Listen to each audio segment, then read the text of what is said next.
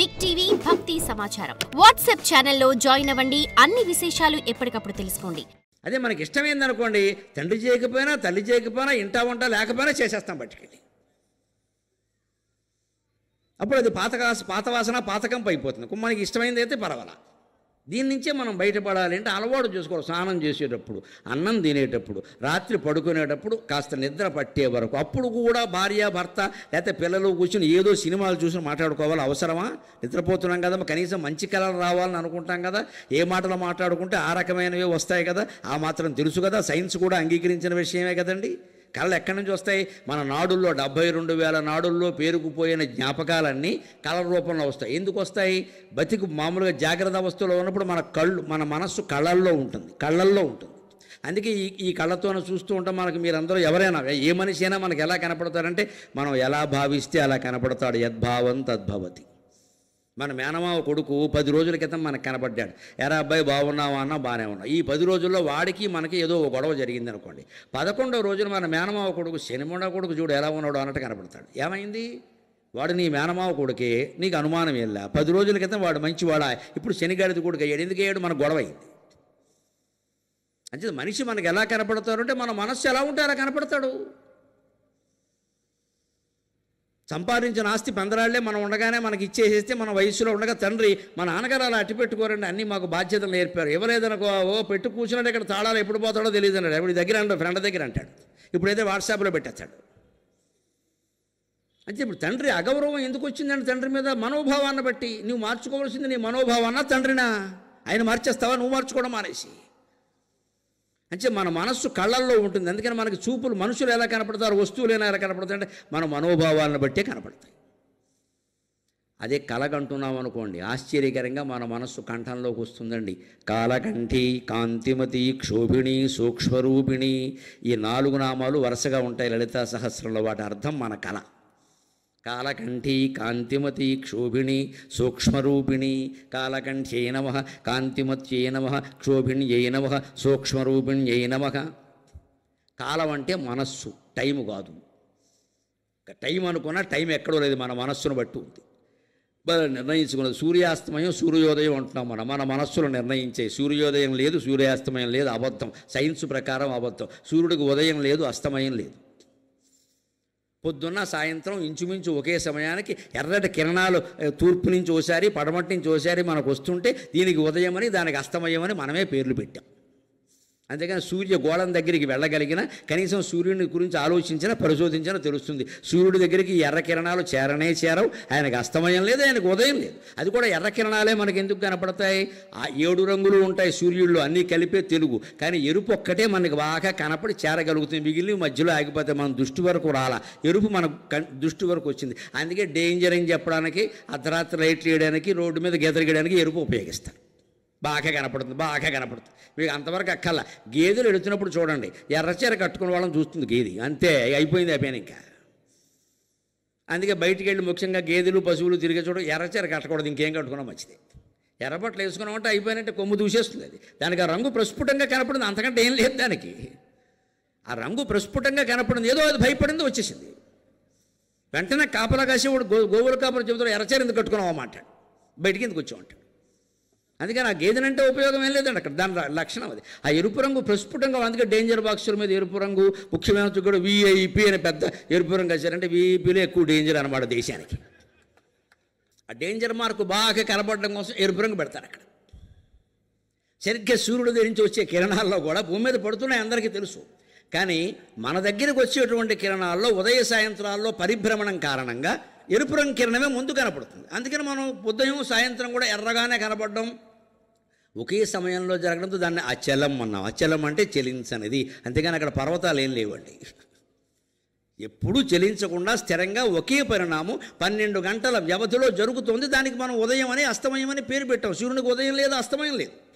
అంచేత కాలం మన సృష్టి, మన మనసు సృష్టించింది. భూలోకంలో ఉన్న మానవుల సృష్టి, జీవుల సృష్టి. అంచేత కాలకంఠి, మనస్సు కంఠంలో ఉంటుంది కలగనేటప్పుడు. అందుకే గమనించండి, మనస్సు కంఠంలో ఉంటుంది, మనస్సు కలగంటుంది. మనస్సు ఎందుకు ఎలా కలగంటుంది? దానికి ఆలోచనలు ఎక్కడి నుంచి వస్తాయండి?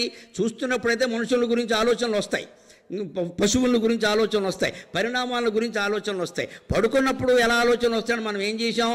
కళ్ళు మూసేసాం. ముక్కు తెరిచినా అదేదో ఊపిరి నడుస్తుంది తప్పితే ఏం లేదు. ముఖ్యంగా కళ్ళు మూసేసాం, నెమ్మదిగా లోపలికి వెళ్ళిపోతున్నాం. నిద్ర అంటే అంతే కదా, మరి కొంచెంచుకుపోవడమే కదా, లోపలికి వెళ్ళిపోతున్నాం. అంచేత మనస్సుని పంచేంద్రియాల ద్వారా బయటికి వెళ్లకుండా చేశాం. అదేం చేసింది, నువ్వు బయటికి వెళ్ళకపోతే నేను ఊరుకుంటానా అని లోపలికి వెళ్ళింది. కరోనా అప్పుడు లాక్డౌన్ అంటే ఏం చేసాం మనం? పెండింగ్ పనులన్నీ చేసామా లేదా? బంధుమిత్రులతో మాట్లాడామా లేదా? ఆన్లైన్లో అన్నీ చూసామా లేదా? మీ ప్రసంగాలు విన్నాం, రోజు వింటున్నాం, 4-5 గంటలు వింటున్నాం అనే మాటలు నేను కరోనా తర్వాతే ఎక్కువ వింటున్నానమ్మా. కరోనాకి నమస్కారం. గత్యంతరం లేక ఏమీ చేయలేక చాగంటి వారు నేను లోకువైపు పోయి మా మాటలన్నీ మీరు విన్నారు. లేకపోతే మమ్మల్ని ఎందుకు పట్టించుకుంటారు మీరు? ఏం చేసేది ఏం లేక పట్టుకున్నారు అంతే. ఏదో చేయాలి కదా కాలేజ్, అందులో కాస్త ఇది మంచిదే, అది కూడా మంచిదే. పోనీ ఇంకా వినడానికి మాత్రం ఎన్ని లేవు, ఇవి దొరికే కదా, మంచిదే, ఉన్నంతలో మంచిదే అది. ఆ తర్వాత నేను ఎక్కువ వింటున్నానండి, మేము వింటున్నాం, అంతకుముందు తక్కువ.